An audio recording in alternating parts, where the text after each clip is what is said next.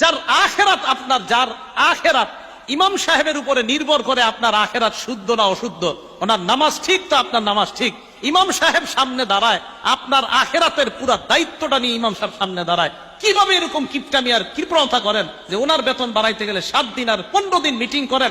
আপনার তো লজ্জা থাকা দরকার।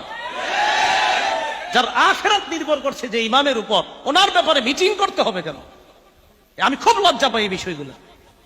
যে ইমাম সাহেবের, ওনার কারণে আপনার আখেরাত, উনি সামনে দাঁড়ায়, আপনার আখেরাতের পুরো দায়িত্বটা নিয়ে সামনে দাঁড়ান একজন ইমাম।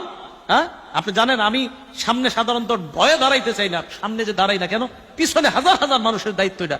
কিন্তু আমি মাঝে মাঝে ইমামদেরকে নিয়ে চিন্তা করি, একজন ইমাম কতগুলো মানুষের আখেরাতের দায়িত্ব নিয়ে সামনে দাঁড়ায়, ওনার ক্ষেত্রে মুসল্লিদের মধ্যে আমরা কি পরিমাণ চিন্তা চেতনা আর যে কত টেনশন ইমাম রে নিয়ে, নাউজুবিল্লাহি মিন জালিক। আল্লাহ নবী বলেন দুনিয়াতে মানুষ 4 প্রকার। জোরে বলেন, দুনিয়াতে মানুষ